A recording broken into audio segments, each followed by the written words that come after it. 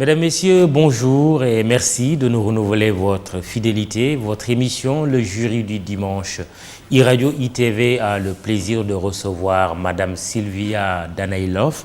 Elle est représentante de l'UNICEF au Sénégal. Bonjour Sylvia. Bonjour Mahmoudou.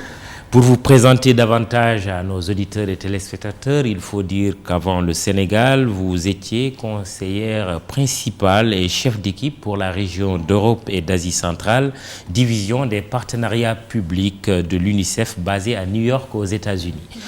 À ce titre, vous avez assuré l'orientation générale pour la conception et la mise en œuvre des partenariats publics de l'UNICEF avec tous les gouvernements européens, y compris les principaux donateurs de votre organisation.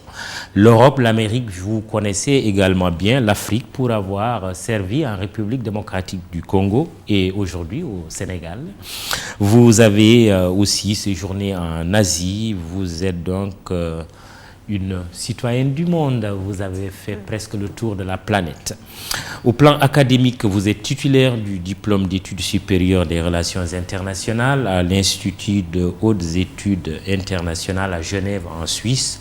Né à Subotica, en ex-Yougoslavie, vous êtes cependant de nationalité suisse. Première question, Sylvia. L'UNICEF, Fonds des Nations Unies pour l'enfance, créé en 1946 pour aider les enfants européens suite à la Seconde Guerre mondiale. Le Covid-19 rappelle-t-il le contexte de 1946, contexte de l'immédiat après-guerre qui a vu la création de l'UNICEF? Merci Mahmoudou, et tout d'abord je suis vraiment ravie d'être avec vous ici avec Immédiat et d'avoir invité UNICEF et la question des enfants au cœur de l'actualité. Merci pour ça. C'est vrai qu'aujourd'hui le secrétaire général des Nations Unies a dit que le monde est face à la plus grave crise qu'il y a eu depuis la Seconde Guerre mondiale. Donc c'est vrai que mon organisation, l'UNICEF, a été créée juste après la Seconde Guerre mondiale pour aider d'urgence les enfants dans les pays européens. Et nous avons fait ça en Europe, mais ensuite nous travaillons dans 160 pays. Aujourd'hui, nous nous trouvons aussi face à une crise mondiale qui requiert de guerre contre le Covid. Donc à l'époque, nous sommes vraiment beaucoup mobilisés pour donner un relèvement digne des pays et des populations qui ont été impactées. Aujourd'hui, nous devons faire de la même manière. Nous avons toute l'expérience de toutes ces années. Les Nations Unies ont déjà 75 ans, l'UNICEF 74 ans d'existence. Nous avons beaucoup d'expérience pour affronter cette grave crise que nous traversons. Et c'est une crise sanitaire, mais qui risque de se développer en crise des droits de l'enfant si nous n'agissons pas immédiatement. Oui, les enfants sont si vulnérables avec cette crise du Covid-19. Oui, donc les enfants sont vulnérables parce que cette crise bouleverse vraiment leur vie. Donc au niveau de l'impact direct sur les enfants, jusqu'à présent, toutes les données médicales semblent indiquer, heureusement, que les enfants sont encore, le taux d'infection des enfants est encore bas. On a même parlé dans certaines situations d'immunité. Je pense que Comment vous le percevez? Je pense que il n'y a pas de données, personne n'est immune face au virus. Mais on semble constater pour l'instant que moins de 2% des enfants sont affectés directement et même très peu développent des symptômes graves. La plupart des enfants ont des symptômes très légers comme la toux ou un peu de fièvre. Mais ça ne veut pas dire que les enfants ne sont pas impactés par cette crise. Et je voudrais parler de 3 manières dont les enfants sont impactés aujourd'hui au niveau mondial. Première manière, c'est vraiment l'impact direct pour eux, mais surtout pour leurs parents et leurs familles. Quand les parents sont affectés, sont malades, vous voyez bien l'impact que ça a sur les enfants. La deuxième manière, c'est vraiment ils sont impactés par toutes les mesures socio-économiques que les États mettent en place justement pour prévenir la transmission du virus et de mettre fin à la pandémie.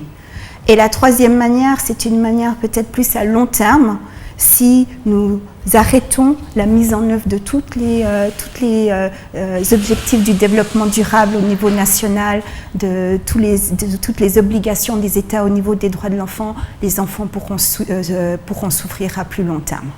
Et quelles sont les actions concrètement que l'UNICEF est en train de mener face à ces menaces, à cet impact même, il faut le dire? Donc vraiment pour nous, nous tirons la sonnette d'alarme au niveau global, mais aussi ici, dans les pays de la région, au Sénégal, surtout l'impact que ça peut avoir, que la crise et le virus a sur les enfants.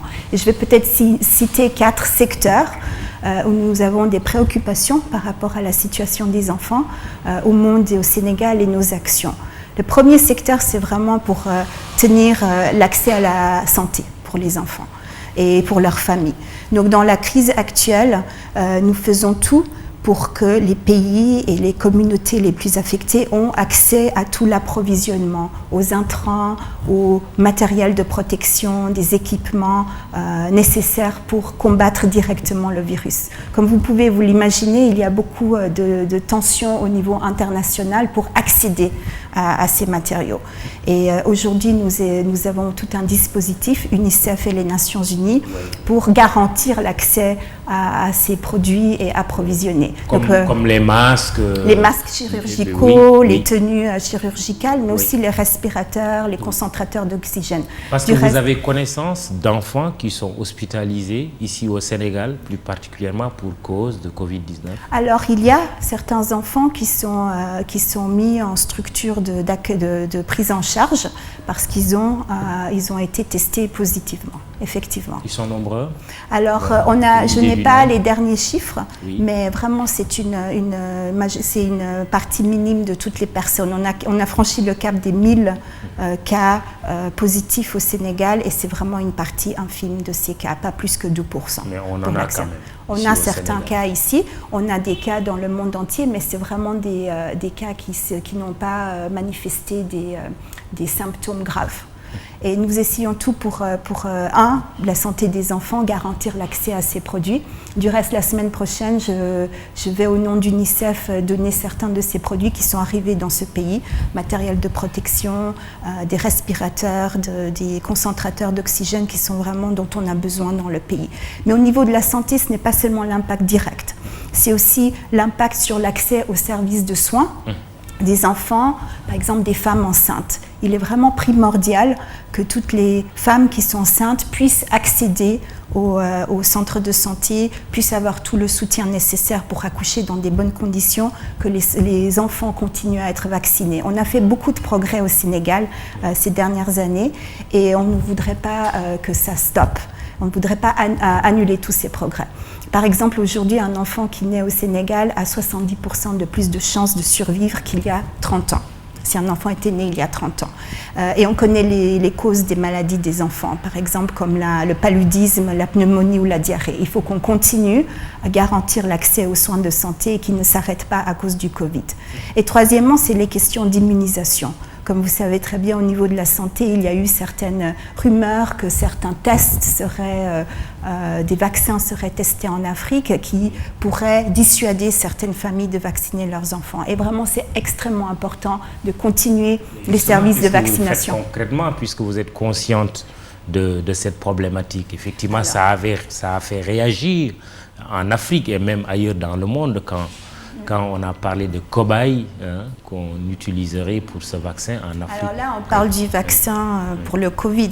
Je parle du vaccin pour des maladies qui sont connues, comme la rougeole ou la polio. Tous les vaccins qui sont connus, homologués, utilisés depuis des décennies. C'est vraiment une question de communication et de donner les bons messages aux familles pour pas cesser ces vaccins. Et ça, c'est vraiment une sonnette d'alarme au niveau mondial de continuer la vaccination, qu'elle ne s'arrête pas. Parce que ça, il y aura plus de causes et de gravité pour la santé et le bien-être des enfants. Donc ça, c'est vraiment le premier domaine dans lequel nous travaillons et nous accompagnons les autorités et vraiment pour dire que toute la réponse sanitaire actuelle et le leadership du gouvernement au Sénégal est très fort sur les questions de Covid et de réponse. Le deuxième domaine qui est extrêmement important pour pour prévenir les infections et stopper le virus, c'est tout ce qui a accès à l'eau, l'hygiène et l'assainissement. Donc vraiment les bonnes pratiques, la communication par rapport aux bonnes pratiques de lavage des mains, mais aussi mettons à disposition par exemple les dispositifs de lavage des mains dans les lieux, dans les centres sanitaires, dans les lieux publics, dans les communautés impactées. Nous donnons du savon, des gels pour se laver les mains, pour pouvoir empêcher la transmission. Mais ça doit s'accompagner aussi avec des bonnes pratiques. La communication sur les bonnes pratiques. Et là, vraiment, il y a toute une mobilisation citoyenne au Sénégal, très dynamique. Les organisations de la société civile, la Croix-Rouge sénégalaise, les organisations des jeunes qui participent tous à cette bonne communication dans les bonnes pratiques barrières pour empêcher la propagation du virus. Ça, c'est vraiment le deuxième secteur important pour UNICEF. Le troisième secteur, c'est l'éducation. Et je sais que ça intéresse beaucoup de nos auditeurs avec la situation de l'éducation dans le pays. Pour nous, le droit à l'éducation, le droit à la santé, le droit à la protection des enfants sont vraiment des piliers. Et aujourd'hui, on voit que dans le monde, quasi la majorité des enfants en âge scolaire ne vont pas à l'école. Les écoles sont fermées. Les écoles sont fermées. Oui. 1,5 milliard d'enfants dans le monde entier ne va pas à l'école. Ici au Sénégal, on parle de 3,5 millions d'enfants sénégalais en âge scolaire qui ne vont pas dans les écoles. Il y a plus de 15 000 établissements scolaires qui ont été fermés. Mais je veux aussi rappeler qu'avant la crise, il y avait aussi 1,5 million d'enfants, à peu près 40% de la population qui n'accédait pas à l'école. Donc vraiment pour nous, c'est... Oui, c'est une mesure préventive, oui. Le fait de fermer les écoles, mais vous pensez que cela peut constituer aussi une violation du droit à l'éducation pour les enfants? Comment manier les deux? C'est très juste. En fait, c'était vraiment les États comme le Sénégal ont à juste titre fermé les écoles pour protéger les enfants, pour protéger les enseignants, pour protéger les communautés. Maintenant, nous sommes vraiment dans cette phase où il faut vraiment balancer les risques. Et aussi, on sait que plus on continue à fermer les écoles, malgré toutes les initiatives pour pouvoir continuer d'avoir l'éducation à distance, même puisqu'on ferme les écoles, les enfants auront de la peine à rattraper. Donc il faut vraiment faire la balance là-dessus. Et au niveau global, UNICEF travaille beaucoup avec d'autres organisations aussi pour voir comment on peut mettre des standards et des mesures d'accompagnement. Si les gouvernements veulent réouvrir les écoles, si les conditions sont là, comment nous les accompagnons, quelles sont les mesures qui doivent être en place pour garantir la meilleure protection pour les élèves et les enseignants, mais aussi beaucoup d'initiatives pour l'éducation à distance, l'éducation à la maison. Donc ça, ce sont vraiment des initiatives concrètes, globales et aussi au Sénégal. Oui.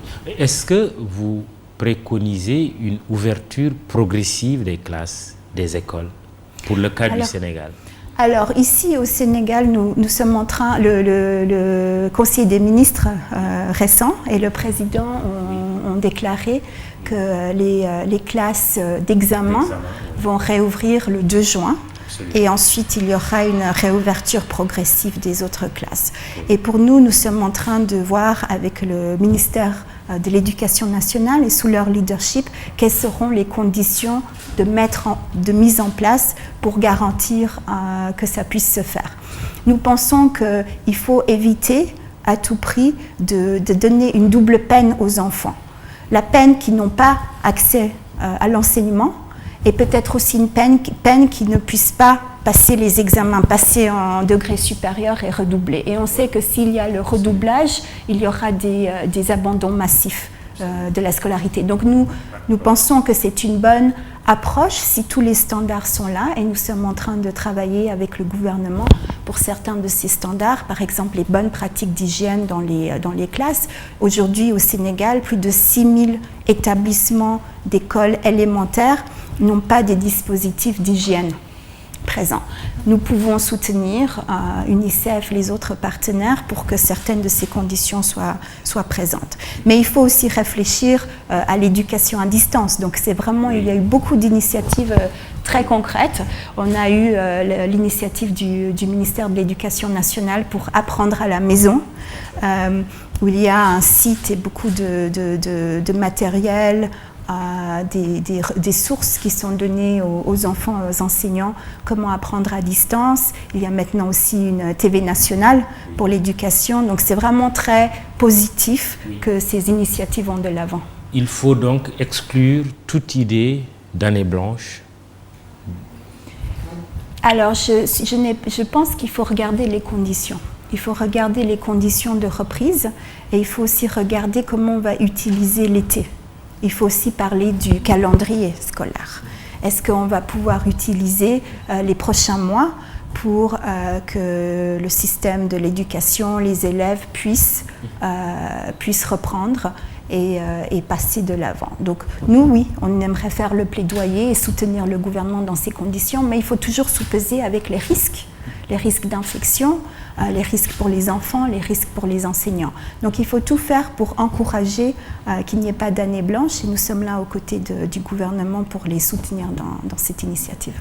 Le jury du dimanche, e-Radio ITV reçoit Sylvia Daneilov, représentante de l'UNICEF au Sénégal. Nous allons prendre quelques questions posées sur les réseaux sociaux par les auditeurs et téléspectateurs. Salut Diop qui dit quelles sont les actions menées par l'UNICEF pour soutenir les enfants vulnérables. Vous avez répondu à cette question. Et il demande également quels sont les pays ou territoires où le coronavirus tue le plus d'enfants dans le monde. Ibrahim Bousso, quel budget attribuez-vous aux pays africains qui sont touchés par la pandémie pour éviter une contamination élargie comme c'est le cas dans les grandes puissances mondiales? Comment comptez-vous accompagner les enfants pour leur épanouissement puisqu'ils sont privés de tout et restent H24 confinés entre quatre murs? Si et seulement si, c'est comme ça qu'ils se nomment sur les réseaux sociaux, qu'est-ce que l'UNICEF a fait pour les enfants de l'école coranique, c'est-à-dire les Dara, à cause de la pandémie? Mais on y arrivera tout à l'heure pour les Dara. Bon, alors. Au niveau mondial, comme je disais, pour l'instant, très peu d'enfants ont été touchés directement ou infectés par le Covid. Et ceux qui ont été infectés, c'était vraiment des symptômes très légers. Donc pour l'instant, toutes les données médicales semblent indiquer que les enfants ne sont pas autant touchés. Mais on doit encore comprendre pourquoi il y a cet aspect. Ils ne sont pas immunisés et ils sont aussi des vecteurs de transmission du virus. Mais ça, c'est vraiment la situation. Maintenant, au niveau du système des Nations Unies et UNICEF en particulier, nous faisons vraiment le plaidoyer pour que toutes les ressources nécessaires, humaines, financières, puissent être investies pour combattre le virus. Une idée du budget ? Nous avons un budget global de 2 milliards de dollars, donc 2 milliards de dollars pour la réponse humanitaire de crise et une grande majorité de ce financement que nous espérons mobiliser parce que nous ne sommes pas des États. Nous recevons aussi des financements, nous mobilisons des financements, nous travaillons avec tous les partenaires et les acteurs pour privilégier les financements pour les enfants. Au niveau global, le secrétaire général a publié il n'y a même pas 2 semaines un rapport sur l'impact de la crise sur les enfants et un agenda d'action global que beaucoup d'États du monde ont souscrit et le gouvernement du Sénégal. Et là, ce sont des actions très concrètes. Je parlais des actions d'accès aux services de santé pour les enfants, continuer la vaccination, accès aux services de base, l'éducation, la bonne nutrition. On sait que dans le monde entier, beaucoup des enfants qui vont à l'école, ici aussi au Sénégal, reçoivent leur repas dans les cantines scolaires. Plus de 100 000 enfants ici au Sénégal recevaient les repas dans les cantines scolaires. Maintenant, ils les reçoivent plus. Il faut œuvrer là-dessus. L'éducation, on en parlait, et aussi des questions très importantes de protection des enfants contre la violence et les abus. On voit malheureusement qu'avec cette situation de tension, de pression et de stress, beaucoup d'enfants sont confinés et on a constaté malheureusement la violence et l'impact sur la violence contre les enfants. Et je voudrais aussi mentionner au niveau des initiatives et des interventions très importantes, c'est aussi l'impact du virus sur les femmes et les filles et sur l'inégalité des genres. On voit actuellement dans beaucoup de pays, mais aussi au Sénégal, que les femmes, l'autonomie des femmes risque d'être menacée par rapport à... Elles n'auront plus de travail. Beaucoup de ces femmes sont nombreuses dans le secteur informel. Donc il y a un impact économique. Il y a aussi le fardeau au niveau des ménages et aussi les questions de violence relatives au genre. Et les grossesses, on parle aujourd'hui de 7 millions de grossesses dans le monde. Un baby boom qui pourrait se faire au détriment des femmes? Bon, le baby boom au détriment des femmes, je ne sais pas, mais je pense qu'effectivement il faudra... Est-ce que ce n'est pas finalement le côté positif des choses qu'il faut voir, au lieu de voir systématiquement le côté négatif? Je mentionnais certaines des menaces qui sont sur les enfants. C'est clair qu'il y a beaucoup d'aspects aussi de toute crise. Nous avons des opportunités. Oui. Donc l'opportunité de resserrer les liens, oui, la bienveillance, oui, la solidarité internationale. Quand on parle de solidarité, une citation de Cher Hamidou Khan, de l'écrivain que j'aime énormément et un ami d'UNICEF me vient à l'esprit, dans l'aventure ambiguë, il disait « Nous n'avons pas eu un passé commun, mais nous aurons un avenir commun ». Et vraiment, pour ça, c'est extrêmement important qu'on réalise, pas seulement au niveau de nos familles, de nos communautés, mais aussi de la communauté internationale, que c'est une opportunité pour un changement. Ces crises, c'est une opportunité aussi pour un changement, pour réfléchir comment on est venu ici et comment on peut aller de l'avant. Et ça, c'est vraiment des opportunités. Donc, s'il y a un baby boom, ça peut aussi être une opportunité positive. Voilà. Comment prendre en charge la dimension psychologique du confinement des enfants? Oui. Est-ce que vous y avez réfléchi? Comment? Oui, alors oui. Comme UNICEF, on y réfléchit, oui. Comme être humain avec des enfants à la maison et comme beaucoup de nos audiences, on sait que le confinement, malheureusement, est très difficile pour tous. Les enfants sont là pour être socialisés, pour aller à l'école, pour les relations sociales, pour l'ouverture au monde, la curiosité. Et vraiment, on les prive de leurs amis. On leur prive. Oui. Et pas seulement les enfants de bas âge, mais aussi les adolescents. C'est très difficile aussi pour les adolescents et les jeunes qui sont là, prêts à aller dans le monde, d'être arrêtés dans leur élan. Donc oui, l'impact psychologique peut être difficile, mais il y a aussi des manières d'aller de l'avant. Il faut savoir les occuper. Il faut savoir les occuper. La première chose, c'est d'être anxieux. Ce qu'on dit aux enfants, aux jeunes, c'est d'être anxieux, c'est normal. Tout le monde se sent anxieux et normal. Les psychologues disent, par exemple, quand on se sent anxieux, c'est une bonne réaction aux choses. Parce que ça montre qu'il y a quelque chose où on doit se défendre et changer un peu nos attitudes. Il faut pouvoir s'occuper. Bien sûr, il y a aussi un peu le danger de passer trop de temps sur les réseaux sociaux, sur l'Internet. Il peut y avoir des dangers sur lesquels nous mettons aussi l'alarme.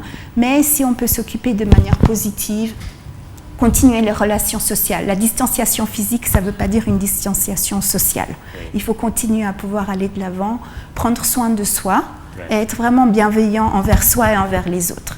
Donc ça, c'est vraiment des messages qu'on soutient et surtout les familles et les parents. Et je comprends très bien, ici au Sénégal, dans le monde entier, l'impact économique, l'angoisse de perdre ses emplois, quelquefois peut aussi se manifester avec des actions qui ne sont pas toujours bienveillantes pour les enfants. Je voudrais juste dire une statistique ici au Sénégal. Avant la crise, par exemple, un enfant sur 4 était victime de violences physiques graves. Pas juste la discipline, mais vraiment violence, des coups contre le visage, des blessures. Et ça, ce sont vraiment des statistiques. Aujourd'hui, il faut vraiment éviter de se retrouver dans des situations où les enfants sont victimes de certaines violences et abus au milieu familial, et les femmes également. Alors, une question qui est revenue aussi dans l'intervention des auditeurs, on vous demande quel serait le pays où on a le plus d'enfants qui meurent, ou en tout cas affectés par le coronavirus. Alors, pour l'instant, je n'ai pas de statistiques d'enfants qui meurent. Il y a certainement des cas dans le monde. Il n'y a pas d'enfants qui sont morts ici au Sénégal de cause directe. Donc d'être infecté et d'avoir le virus, à moins qu'il y ait vraiment des complications de maladies ultérieures. Mais il n'y a pas un pays en particulier comme ça. Ouais. Ce qui nous inquiète au niveau mondial, c'est les situations de vulnérabilité des enfants, où il y a déjà la guerre, les conflits, l'insécurité, et où les enfants déjà risquent beaucoup avec la situation, et le coronavirus va aussi, disons, être un impact encore plus fort là, sur les enfants. Donc ça, on a ces préoccupations. Alors, l'éducation au Sénégal, c'est deux dimensions. Il y a des enfants qui vont à l'école française, comme on dit ça ici de manière vulgaire, et d'autres qui vont à l'école coranique. Est-ce que votre prise en charge couvre le cas des écoles coraniques et comment? Voilà. Donc nous, on travaille directement avec le ministère de l'Éducation nationale et avec d'autres ministères pour voir la situation des enfants. Les écoles coraniques qui font partie de la carte scolaire au niveau du Sénégal bénéficient de certaines interventions. Les enfants qui n'ont pas pu rentrer chez eux, les écoles ont fermé, certaines de ces daras qui sont inscrites dans la carte nationale scolaire ont aussi fermé, certains des enfants sont rentrés chez eux, d'autres enfants sont restés et sont accompagnés par une aide alimentaire, des kits d'hygiène, etc. Maintenant, la question se pose de certaines de ces écoles coraniques informelles où nous avons constaté, le gouvernement, les partenaires, que malheureusement, quelquefois, il n'y a pas toutes les conditions nécessaires pour que l'enfant puisse rester là, des conditions de salubrité, il y a des conditions difficiles, et même nous avons eu des cas où les maîtres coraniques, mais quelques cas, seraient partis et les enfants sont laissés à eux-mêmes sans accès à l'alimentation.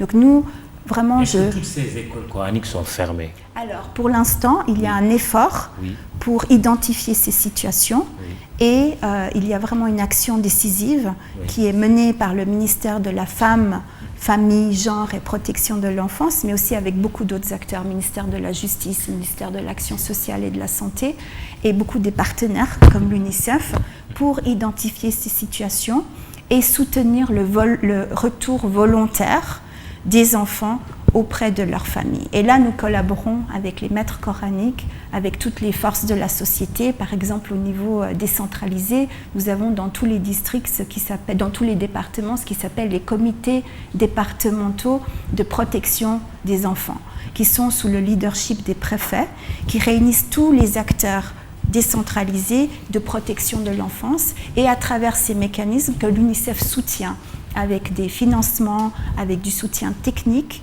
du soutien aussi des intrants. Nous accompagnons tous les acteurs pour pouvoir identifier ces situations où les enfants ne sont pas dans les conditions dans lesquelles ils devraient être et pouvoir les accompagner pour rentrer dans leur famille, de les accompagner dans cette action. L'action est urgente pour ces enfants-là, mais a besoin de beaucoup de moyens. Parce que vous imaginez bien, chaque enfant doit être accompagné de manière individuelle. Et ça, c'est vraiment un travail sur lequel nous sommes en train d'aller de l'avant. Il y avait aussi la situation des enfants de la rue. Oui, les enfants qui parce qu'il y a le phénomène de si vous permettez, le constat, c'est que ces enfants talibés, souvent, c'est également des enfants de la rue, mais les enfants de la rue couvrent une dimension plus importante. Cette préoccupation-là, comment elle est gérée, mais concrètement sur le terrain? Voilà. Donc pour nous, la grande préoccupation, c'est les enfants qui ne sont pas avec leurs parents et des différentes situations. Et il est vrai que les enfants de la rue, qui étaient dans la rue, sont une situation d'urgence, de soutien. Et là, nous avons travaillé avec le gouvernement, des structures, des organisations non gouvernementales pour donner des opportunités à ces enfants, de les accompagner, soit de pouvoir identifier d'où ils viennent, de les accompagner chez eux, ou de soutenir des structures pour les recueillir. Les retirer de la rue. Les retirer. Est-ce que le résultat est satisfaisant? Alors, je ne suis pas allée partout dans le pays et UNICEF essaie d'accompagner. Il y a des résultats, ça va lentement et c'est en cours.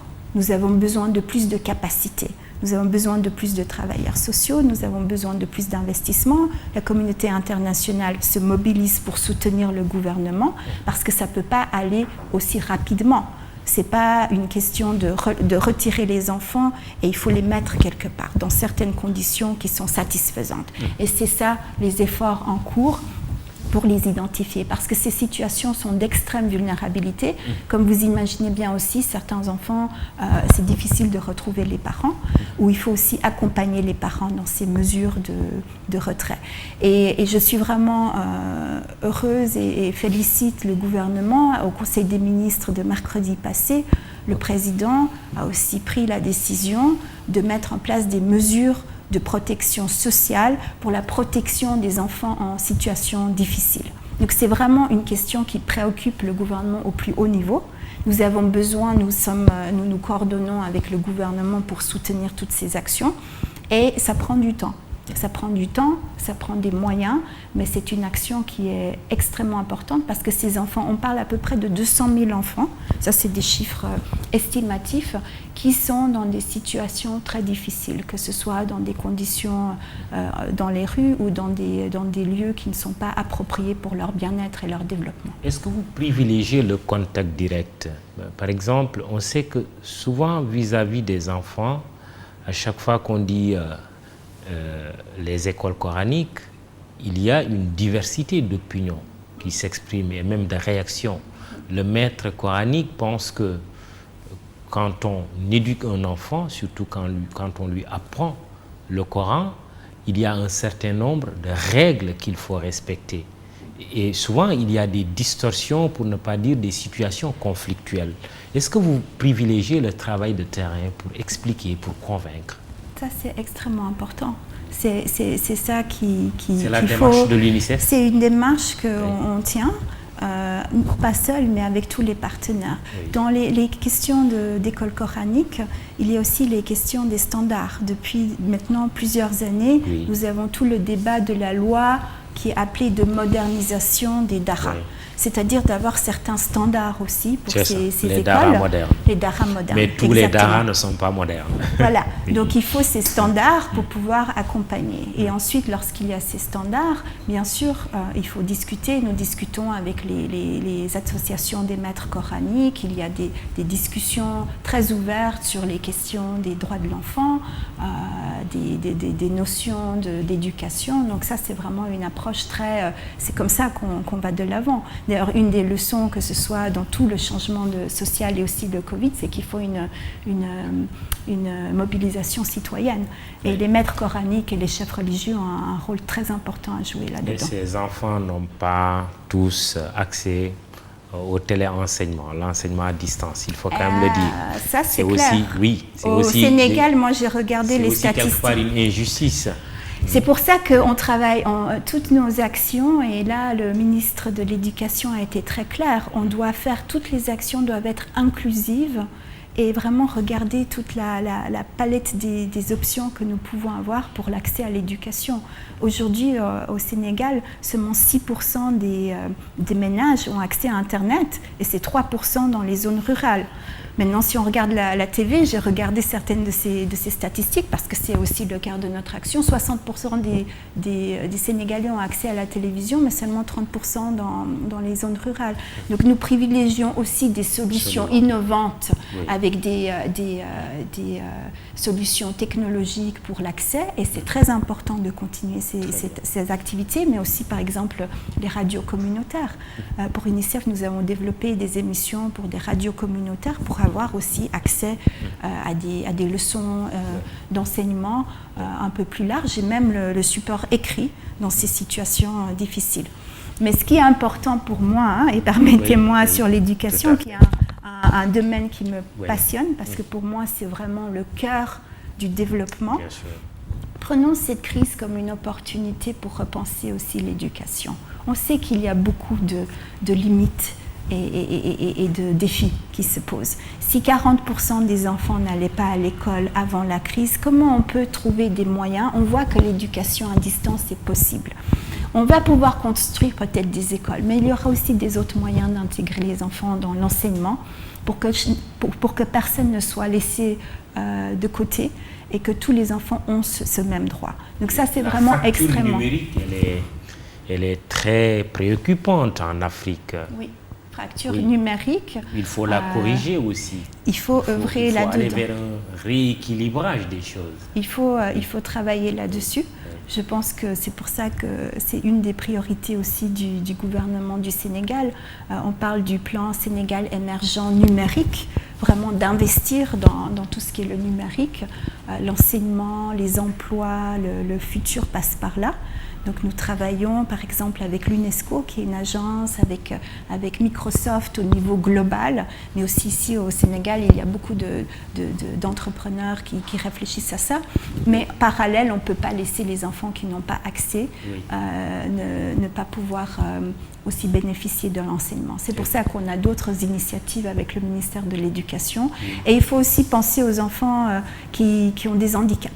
Les handicaps physiques, les handicaps intellectuels, il ne faut pas les oublier dans le système éducatif de manière générale, mais aussi dans cette crise actuelle. Et quid du fameux Fonds mondial pour l'éducation? Il est bien alimenté? Vous le suivez de très près? Oui, on le suit de très près. Est-ce que l'objectif est atteint? Il me semble que c'était autour de 3 milliards de dollars. Oui, donc effectivement... Est-ce que l'objectif est atteint aujourd'hui? On a reçu beaucoup, il y a eu beaucoup de financement au niveau global et actuellement, nous sommes tous les partenaires en soutien au gouvernement, nous sommes en train de nous préparer pour recevoir plus de fonds du Fonds mondial de l'éducation pour pouvoir répondre aux besoins.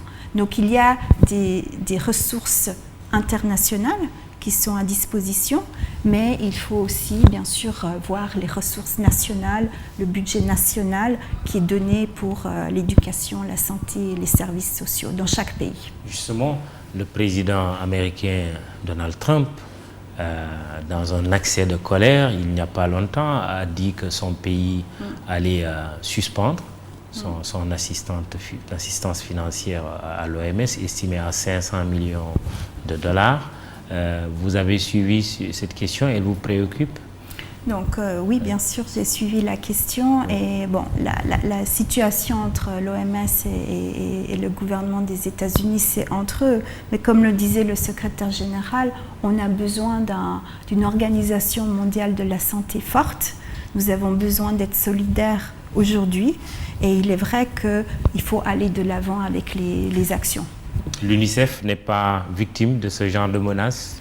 Nous avons, je dois dire que les États-Unis sont notre donateur numéro 1 au niveau global.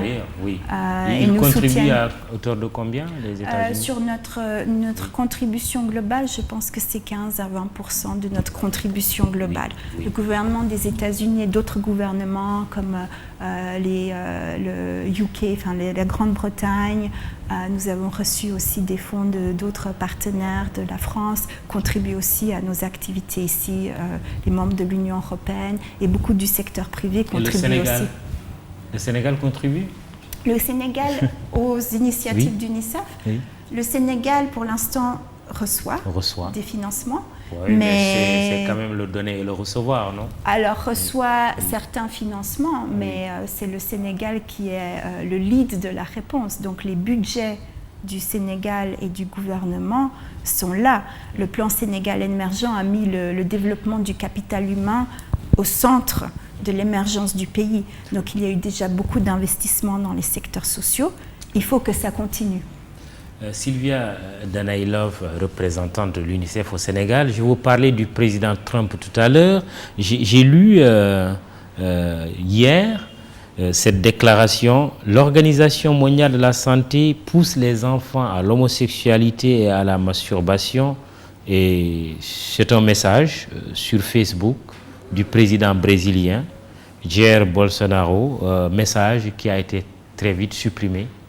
Votre commentaire? C'est un exemple de faux messages et de fausses communications que nous voyons malheureusement émerger et vraiment de manière très systématique au niveau global. Je n'avais pas entendu cette information, mais il est clair que nous pouvons voir qu'il y a beaucoup de communications fausses qui circulent sur les médias. Mais parfois aussi vraies, mais venant de dirigeants quand même importants à travers le monde. Alors, et qui s'en prennent souvent à des instances ou institutions internationales, oui, comme l'OMS et peut-être comme l'UNICEF. On n'est pas immunisé par rapport aux attaques, mais ce qui est clair, c'est qu'il y a des messages clairs qui sont transmis dans le contexte actuel.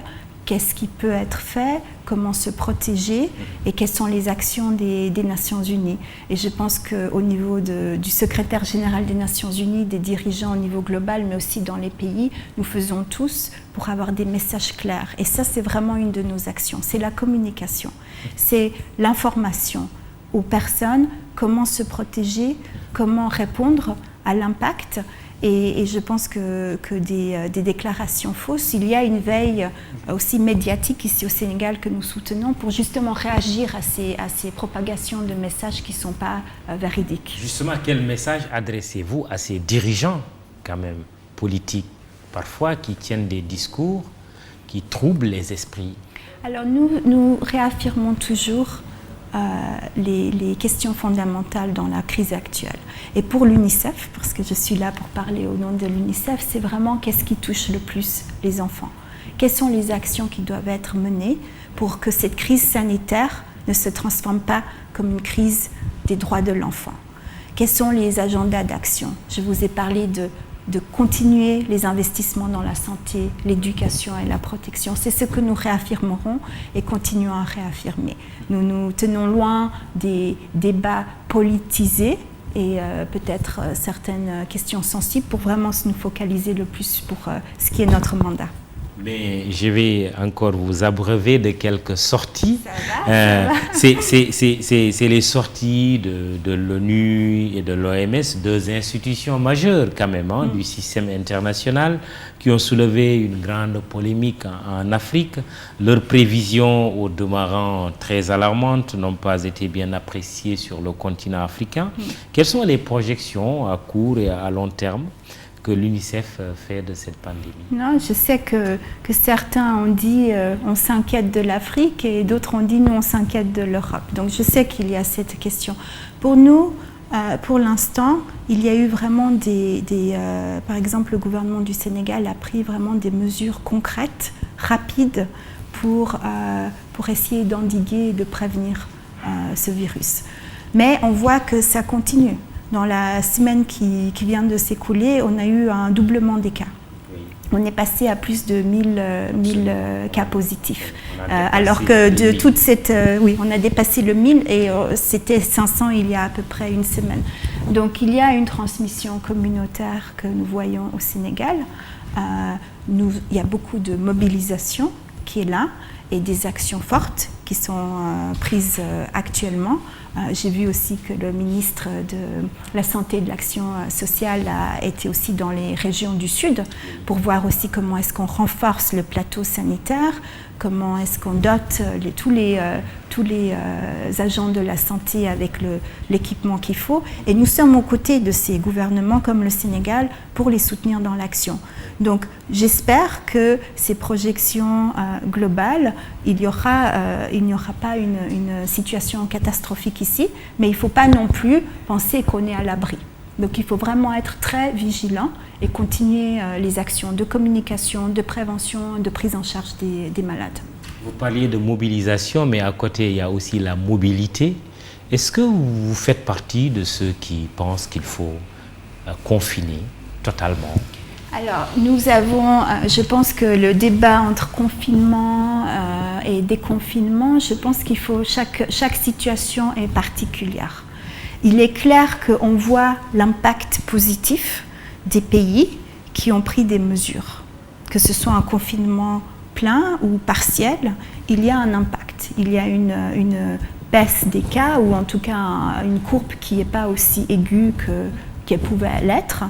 Et vraiment, c'est aussi l'OMS qui est l'agence principale qui dit qu'il faut continuer à être très vigilant. Donc, vraiment, pour nous, je vous parlais de comment on accompagne certaines mesures. Par exemple, maintenant, le retour à l'école qui va être fait de manière progressive? Quelles sont les conditions pour ce retour à l'école? Quels sont les standards qu'on doit mettre en place si ça a lieu d'être? Donc je pense qu'il faudra continuer à regarder les mesures sur place. C'est un début de déconfinement. Avec des enfants qui sont mis en avant. D'un côté, il y a un début de mouvement pour répondre à certaines préoccupations pour les enfants. Oui. D'un autre côté, il faut continuer des mesures qui soient décisives parce que le virus continue à se propager. Oui. Comme je dis, il y a plus de 1000 cas. Oui. Le Sénégal et dans certains des pays de la région, on voit déjà pas mal de cas qui commencent. Vous n'avez pas d'avis tranché sur la question du confinement, du déconfinement? Je n'ai pas un avis tranché. Parce que en Suisse, chez vous, alors oui. Il y a le confinement? Chez nous, il y a un confinement, pas aussi... il y a des nuances dans le confinement en Suisse par rapport à d'autres pays. Les populations... Quelles sont les nuances, oui? Par exemple, maintenant, certains des commerces sont réouverts, qui étaient fermés avant. Les personnes peuvent sortir de chez elles sans avoir des autorisations à avoir. Il y a quand même quelques approches qui sont différentes. Donc je pense que c'est vraiment au cas par cas et aussi à la capacité des pays à garantir certaines des normes hygiéniques, de pouvoir décontaminer les espaces, etc. Donc il faut voir aussi les capacités au cas par cas. Donc non, l'UNICEF et moi personnellement, nous n'avons pas un avis tranché, mais il faut balancer l'impact du virus et l'impact socio-économique. Justement, chaque pays doit avoir une stratégie adaptée à ces réalités. Il faut une stratégie adaptée, mais il faut aussi une stratégie globale. Parce que si chaque pays a une stratégie tout à fait ouverte, on sait que ça ne va pas marcher. Et c'est vraiment là... C'est une pandémie. C'est une pandémie. Oui. Nous sommes on est aussi fort que le plus faible des membres de la communauté internationale. Si des pays ne prennent pas des mesures spécifiques, il faut certains standards. Et ça, c'était aussi l'appel du secrétaire général de dire il faut vraiment un leadership mondial pour répondre à cette crise mondiale. Et il faut vraiment aller de l'avant avec des standards et des approches communes. Est-ce qu'aujourd'hui, vous craignez un risque de crise alimentaire à l'échelle mondiale et qui pourrait impacter beaucoup plus les enfants, les femmes? Est-ce que vous le redoutez aujourd'hui en termes de conséquences de cette crise sanitaire? Non, il y a vraiment une préoccupation sur la question alimentaire. D'ailleurs, l'Agence des Nations Unies qui travaille sur cette question, le Programme alimentaire mondial, l'UNICEF et d'autres, par exemple, on a tiré la sonnette d'alarme de l'impact de la crise sur la fermeture des écoles et près de 400 millions d'enfants dans le monde dont les repas dépendent des cantines scolaires et qui aujourd'hui n'ont plus accès à ces repas. Ici au Sénégal, il y a eu une étude qui a été faite juste avant le Covid qui montre que 30% des ménages au Sénégal sont en insécurité alimentaire. Et cette étude était sortie en décembre par le gouvernement et les partenaires. Donc ce qu'on voit aussi, c'est que s'il y a plus une campagne de distribution de vivres suffisante?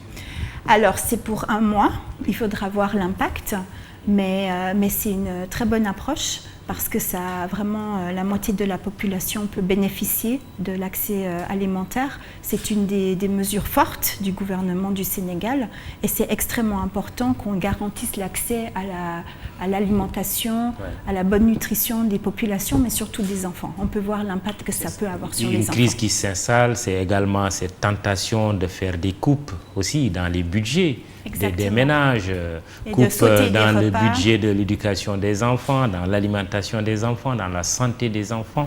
Voilà. Non, c'est ça.